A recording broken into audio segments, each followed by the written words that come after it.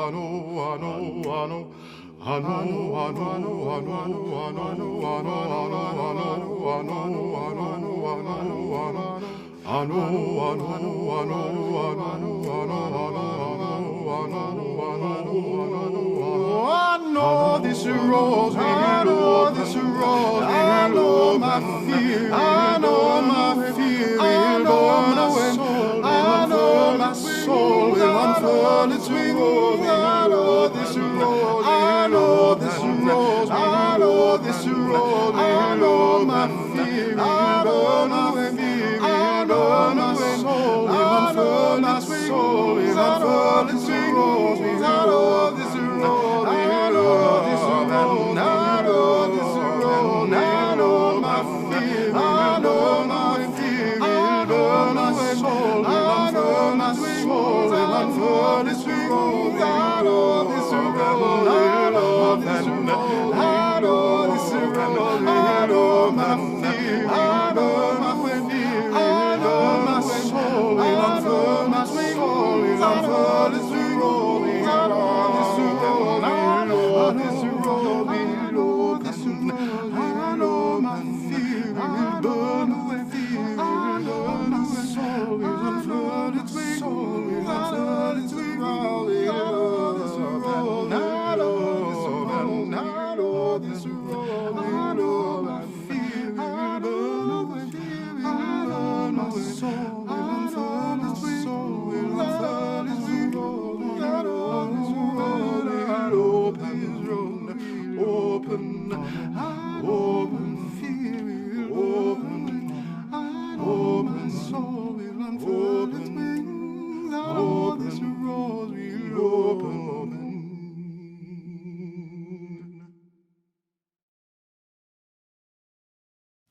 How much history is enough history before we can agree to flee our daycares, to wash everything away and start over, leaving laptops to be lost in the wet, along with house cats and Christ's own mother? Even a lobster climbs away from its shell a few times a life, but every time I open my eyes, I find I am still inside myself. Each epiphany dull and familiar. Oh, now I am barefoot. Oh, now I am lighting the wrong end of a cigarette. I just want to be shaken new, like a flag whipping away its dust. Want to pull out each of my teeth and replace them with jewels. I'm told what seems like joy is often joy. That the soul lives in the throat, plinking like a copper bell.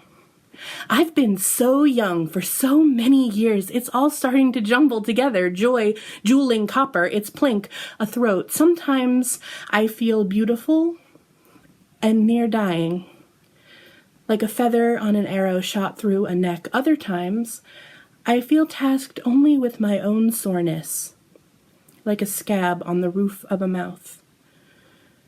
My father believed in gardens, delighting at burying each thing in its potential for growth. Some years the soil was so hard, the water seeped down slower than the green seeped up. Still, he'd say, "If you're not happy in your own yard, you won't be happy anywhere." I've never had a yard. But I've had apartments where water pipes burst over my head, where I've scrubbed a lover's blood from the kitchen tile. Such cleaning takes so much time, you'd expect there to be confetti at the end. What we'll need in the next life: toothpaste, party hats, and animal bones. Every day, people charge out of this world, squealing, "Goodbye, human behavior. So long, acres of germless chrome." It seems gaudy for them to be so cavalier with their bliss, while I'm still here, lurching into my labor, hanging by my hair from the roof of a chapel, churchlight thickening around me, or wandering into the woods, pulling apart eggshells, emptying them in the dirt, then sewing them back together to dry in the sun.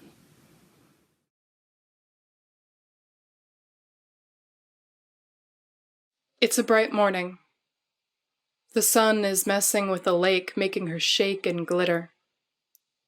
There's coffee on, and everything is sharp and scrubbed now on this mountain like it's the first day that love ever made.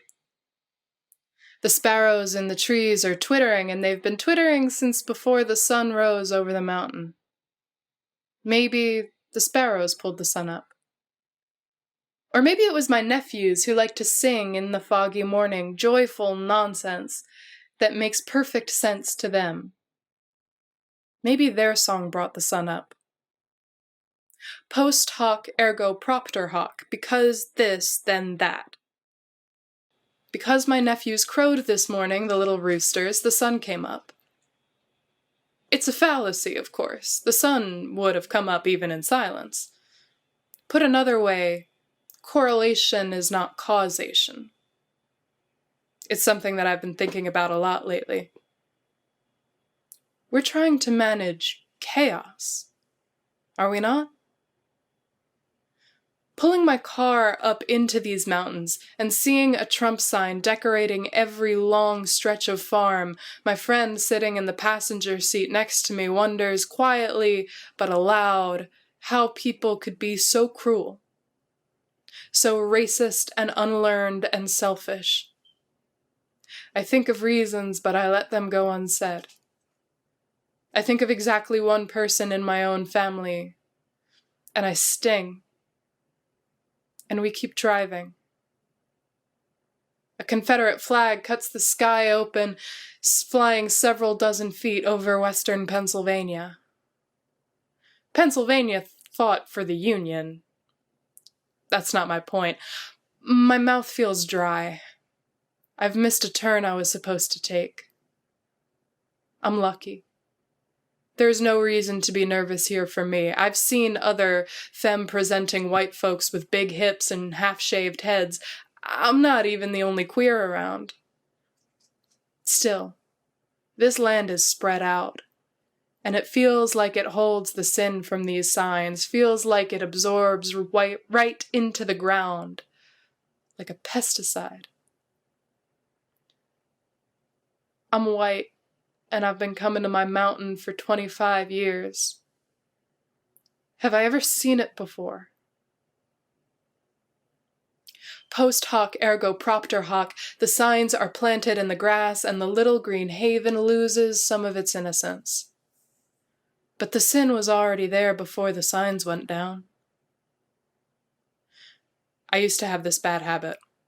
Well, I still do, but I'll talk about it in the past tense. It was a very UU habit, one that was well-intentioned to the point of being a little bit evangelical, a little bit self-serving. Someone would tell me about some sin committed against them, and I would invent the sinner's excuse. I would make it so unbearably painful so that forgiveness was immediately necessary. That man who cut you off in traffic, his wife is in the first throes of labor, and he needs to get to the hospital right now. The cashier who was rude to you, her mother is dying in a way that is so slow, so disastrous that her daughter's day is saturated with by proxy pain, mourning before death which made her tongue sharp. I did this out loud to my friends who needed sympathy. Don't get me wrong. If you do this, it's good personal practice, right? Personal as in for your self-improvement. I kept the friends that I had during that period of my life mainly due to their kindness, their ability to forgive rather than my own. Because it certainly didn't help them, those people who are asking me to hear them. It only helped me feel like a good person, a sort of self-absorption that is well-meant but solipsistic nonetheless. As I said, I still do it. Privately, in my own head, when the problem is my own. And if you do something similar, rest assured, I'm not trying to dissuade you. But the thing is, I could think of reasons for why these folks have Trump signs. Isolation, brainwashing by powerful voices in media that are wildly skilled at conjuring nostalgia for an easier time and monsters in the unknown, graceless parents, lost hopes. I could think of reasons why people would sneer at the idea of wearing a mask. I could think of a sort of wild and pernicious fear that shakes the very foundations of a person and consorts with those media monsters to make them feel righteous about wearing some fabric over their mouth and nose. But you know what? It doesn't matter. You can try and find the logic in what people believe, how they justify what they see, or how they have become what they are. But I would warn you that logic is not always the friend we wish she was. Because firstly, in the words of David Foster Wallace, a logical validity is not a guarantor of truth. People don't always do wrong things because of hurt. Post hoc ergo propter hoc is not actually the way of the world. But I think that looking for logic in chaos and unkindness is a tool that I use when I am trying to get past my hurt. When I am trying to explain away what happened so that I don't have to dwell in a painful place and can resume the normal day-to-day rhythms of my life. I can try to explain why there are Trump signs on the mountain that I visit every summer, and if I do that, maybe, just maybe, I can forget that they're there. I can reason with the pain that one family member who waves her flag for conservative values might be in, and I can forget that she is my kin and my responsibility to atone for. I can allow her to go through our family vacations unconfronted. I can go along to get along. And I can do that because I'm white, and because I've grown up in the upper part of the middle class, and because I can shut down discomfort by talking to it and it goes away. It is a luxury, it is a habit that I have to shake. We white folks have to change the way we interrogate racism and oppression, because the trouble that we're in, the pain that Black folks, minorities, the poor in America feel, those problems are endemic and built into the groundstones. Promised to us the same way that white men were promised absolute and indelible freedoms, the freedoms to speak and assemble and to bring a gun. The system for discrimination in employment, housing, and access to education is legal, and it functions automatically. Tressie McMillan Cottom said, "I get how it can be news to some of you that people are victimized by systems legitimated by your nation, countrymen, and God, but I'm Black and female and Southern, and I call that Tuesday." The hurt is foundational. It is inherent. It is intentional. The time to ask why these things came to be is over. The time to be inquisitive of evils is done. I am sick of myself asking petty questions, quibbling, confusing, plaintive cries, wishing that the illness of whiteness in our history, in my family could be talked to and logicked quiet. I am sick to death of excuses, and I am revolted that some of them have come from me. The hurt is too great for excuses. For rational, logical reasoning, it is enough that they refuse the mask. It is enough that they put their signs in the ground and poison the mountain. How much history, Becca asked us in the words of Kaveh Akbar, how much history is enough history before we can agree to leave our daycares, to wash everything away and start over? I am still here lurching into my labor. I am still here in church light thickening around me. I am still trying to grow. I have preached long and loud about empathy, and it is still the thing that I think will save us at the end of the day. The hard, disciplined work of reaching into other folks' lived experience, trying to understand, trying to be accountable, starting again when we come up short. But white folks, rich white folks, I'm talking to you. For you, like me, there is more work to be done. There is more than empathy. There is the refusal to let ourselves explain away the pain that we have caused. There's the refusal to slide away from cruelty so great and so baked in that the pain ricochets and consumes all that we hope for. There's good news. There is. The hour is not up. There is time to grow. There is a hope that springs forward. There is a future I see that refuses to fade away, where sparrows sing in the lake, where my nephews have learned the names of their stories and their history, but the mountain they play on grows green and unharmed by what once polluted the ground. We will get there. Heaven knows how, but we will get there. There's no excuses to make. The universe is calling us home. It's time to go.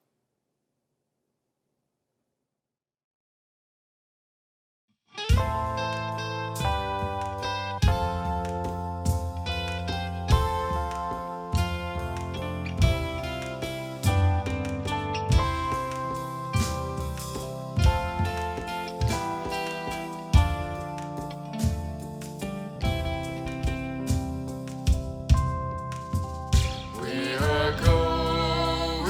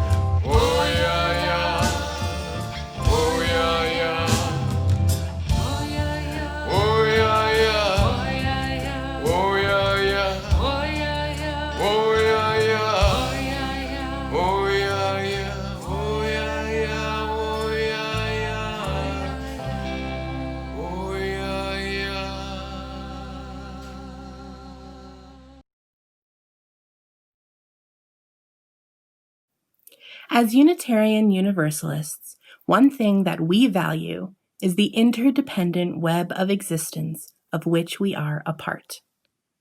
The health of this web relies on us giving of our time, our talents, and our resources.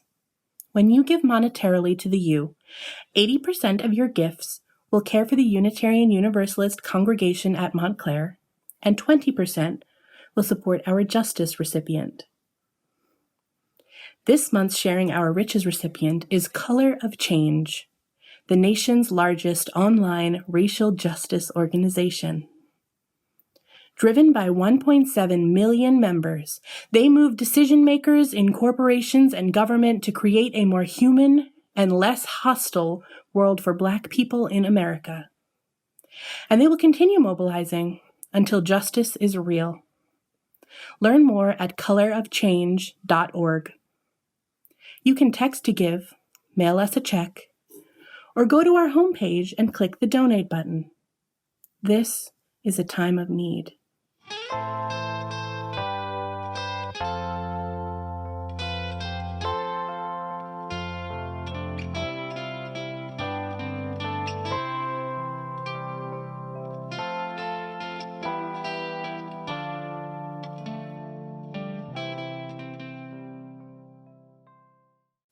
All of your gifts are worthy, and they are all received with love. Listen, I love you. Joy is coming. Kim Adonisio said that in a poem of hers, but it's something that's been echoing in my mind as the world changes. There is chaos, and there is tumult, and there is a challenge that calls to all of us, that demands more from us. But because of that demand, because there is work to be done, I can't help but feel hopeful, feel joyful. Even as I'm called to the labor, or maybe because I'm called to it, in the way that the promise of a task that will get soil on your hands makes you feel. I hope you feel that way too. But no matter where you are today, listen, I love you. Joy is coming.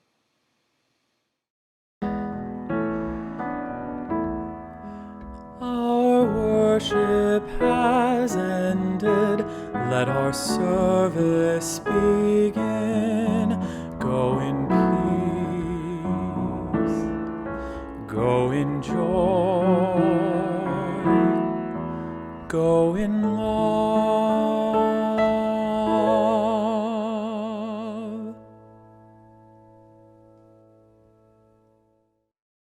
Until we meet again, Virtually or otherwise, you are in our hearts.